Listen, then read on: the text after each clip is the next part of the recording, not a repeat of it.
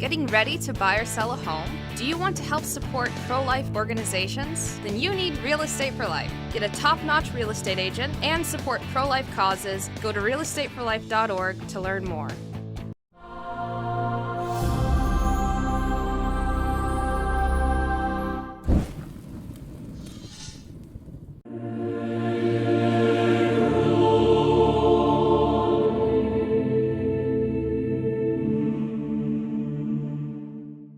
In the name of the Father, the Son, and the Holy Ghost, amen. St. Paul talks about charity. And charity, of course, is an infused virtue. It's a virtue which God infuses in our wills so that by which we're able to love God and our neighbor for the sake of God.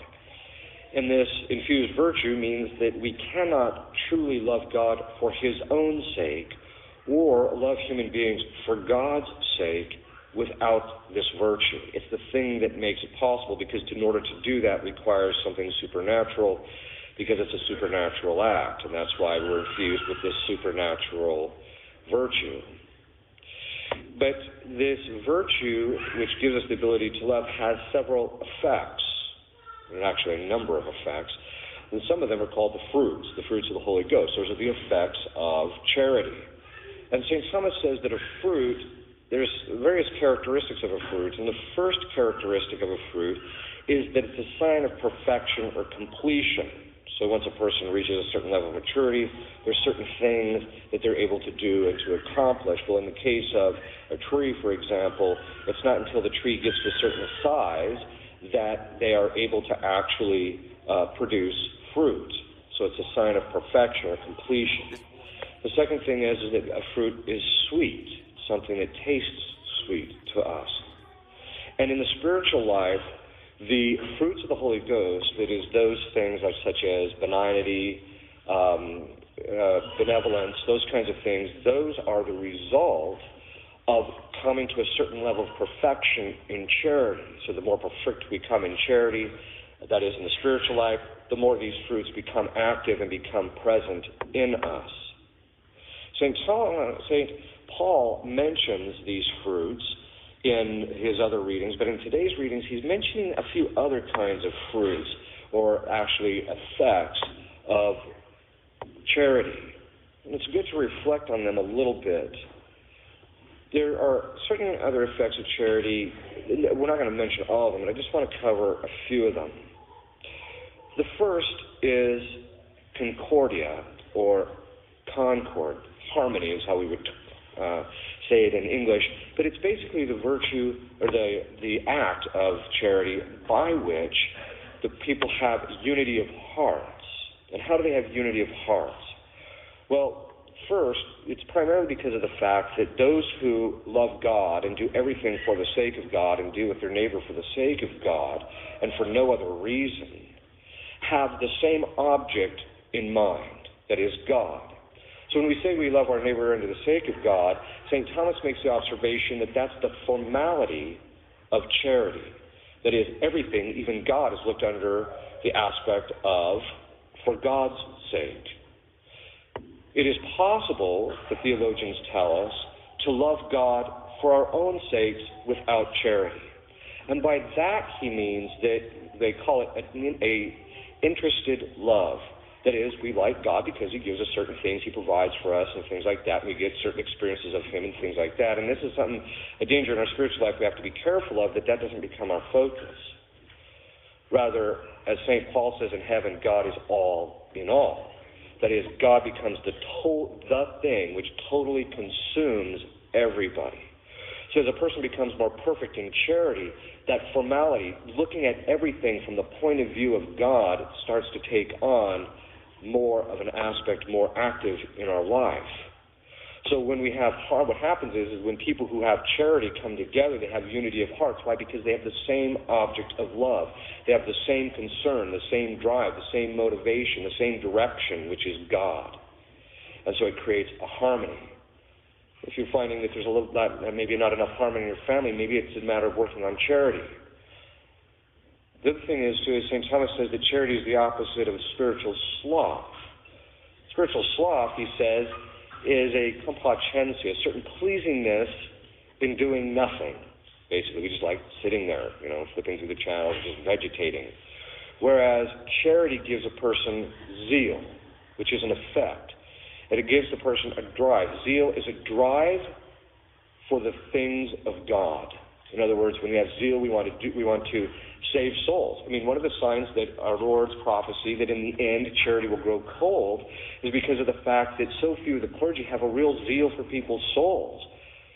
Most clergy are unwilling to put aside their actual their human respect, or they're wanting to be pleasing to people, or wanting to be liked, instead of pursuing what is best for people's souls. And so there has to be a real zeal. But this zeal for souls is only the result of charity. It's when people are pursuing the love of God that they'll desire to do those things that pertain to God. So one of the ways that you overcome spiritual sloth is through this zeal. That is through charity. And St. Thomas says that the charity is the form of all the other virtues. Not only does charity have a certain formality that is looking at everything from the point of view of God, but it's also the thing that gives all the other virtues direction, all of them. For example, people do dieting. Now, dieting is part of the natural virtue, provided it's done according to right order and done according to the right intention. It's a natural virtue, part of temperance. It's called fasting. We call it dieting, but it's actually called fasting and abstinence. But through charity, that natural virtue can be transformed into a supernatural virtue. That is, it can be part of the supernatural infused virtue of temperance, so that we do it for God's sake, or for other people's spiritual life, which is, again, for the love of God. And so it gives the form to all the other virtues. In other words, it gives direction to them. St. Thomas says there's two kinds of faith, formed and informed. Or unformed, we'd probably say in English. Unformed faith is basically the type of faith in which a person's in the state of mortal sin. They've committed an act which is contrary to the love of God, and so as a result, they don't have charity in their souls, and so their goal, their direction in their life, their zeal is not for the things of God. So even though they might know faith is infused in us, so they know the faith, they don't necessarily direct that knowledge to the end for which it was put in their minds. That is, God infuses the virtue of faith in us, gives us the knowledge so that we will pursue Him and achieve the beatific vision. Whereas formed faith is one which has charity in it because the person is directing that faith, that knowledge that they have, towards their salvation. But this form gives greater clarity to our faith. As a person leads a life of charity and he's loving God more and more, and he tells God he loves Him more and more and more, the order of everything, the direction, the teaching of the Church, all these things that God gives us to guide us to our final and make more sense. The more charity we have, the more we love God, the more we're able to see what all this stuff really means. So the clarity about the things of faith becomes much clearer to us. That is actually one of the fruits of the Holy Ghost called faith. So there's the virtue of faith that helps us to give assent to these things, but then there is the fruit of the gift of the Holy Ghost of faith that helps us to get clarity about it. If you want clarity about the things of the Catholic Church, start making acts of love of God. Love God. And He'll give you that clarity. Then, of course, there is the fact that those who have a high degree of charity seek peace. They're peacemakers. Not at the expense of truth, because that's against the virtue of faith, and charity is guided by faith and determined by faith. So it's not against the truth. But it seeks to maintain the greatest amount of peace and order in the universe. Why? Because they want to see the glory of God in the universe. And how do they see that? Through the order that comes about by subjecting ourselves to God. Fulton Sheen tells a story of the prisoners in China during one of the wars. They're in a prisoner camp. And the Christians would do something which always baffled the Chinese. What they would do is, any time the Chinese would say that there had to be a certain number of men that had to take a beating that day, the Christians would come forth and ask to be the ones to be beaten. And they couldn't understand why that was, because our natural inclination is to avoid the pain, right? Well, what the Christians would tell the Chinese is this: that if they beat a non-Christian, he'll grow to hate them, and then there'll be more hate in the world than love. Whereas if the Christians are beaten, they'll forgive those who have done something wrong against them, and there'll be more love in the world. And this is the whole point, because love does what? Love seeks the good. The good is that which is according to order, because all order is good. So the point being in all of this is that the more charity you have, the more you'll put aside how you feel and do and pursue what is best. And that brings about peace and order in everybody. Then, of course, there's the corporal and spiritual works of mercy. All of those are the effects of charity, because the more you love God, the more you won't want to see your neighbor in need, the more you'll want to do those things that are necessary for their spiritual well-being, such as fraternal correction. But it'll be moderated, not according to your appetites and wanting to correct the person, but rather in trying to seek, do penance and prayer beforehand to make sure they're disposed so that you have the best chance of them doing the right thing.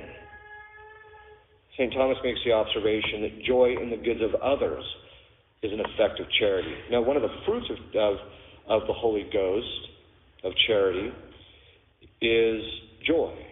But it's different from this particular kind of joy. The joy that's the fruit of the Holy Ghost is simply the joy that the person gets, St. Thomas says, in the lover being in the beloved. In other words, when we have a high degree of charity, God is present in us because the amount of sanctifying grace we have is directly proportionate to the amount of charity that we have. And so the charity, as it becomes perfected and as the sanctifying grace increases, the person becomes more and more aware of God's presence in them through sanctifying grace. And so a joy of the one that they love, namely God, they recognize is present in them, and so there's a certain peace and joy as a result of that. Joy, St. Thomas says, is the delight in the will at the presence of the beloved to the lover. And that's what we actually want in us. We want to love God so much that his presence in us brings us a certain joy. But the other kind of effect of charity is joy in the goods of others. Because we love God, who is goodness itself, we want to see him everywhere. So it doesn't matter who gets what. We're just happy that they received what is good and best for them according to the divine plan. Rather than, it means it's the opposite of spiritual envy or spiritual jealousy. Jealousy is when someone has a spiritual good, but they don't want other people to have it. Whereas envy is you have a spiritual good, you don't have a spiritual good, but someone else does. If a person has perfect charity, even if you don't have a particular gift or grace, but you have everything that God intends for you, you're at joy, and you take joy in what other people have. Then, of course, the last one we'll talk about is wisdom. If charity is the type of thing that it directs all the other virtues towards God in some manner, and that's the fact that charity is the form of all the other virtues, then it means that one of the effects of charity is the virtue of wisdom. Wisdom is the virtue by which we consider, it's the virtue by which we understand the things of God the way God sees them. The way we see them, not the way the world sees them, but the way God sees them.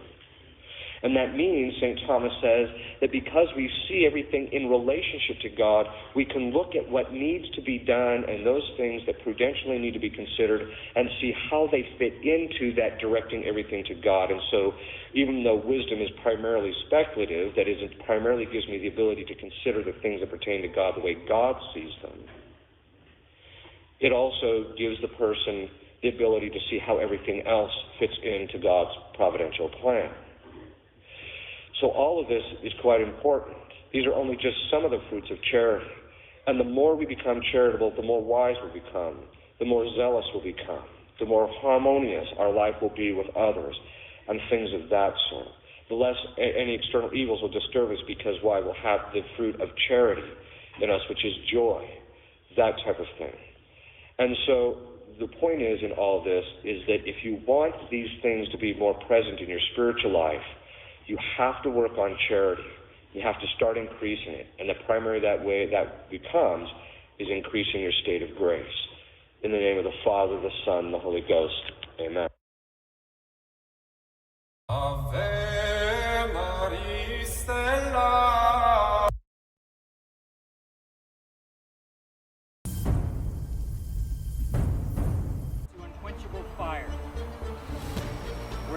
um,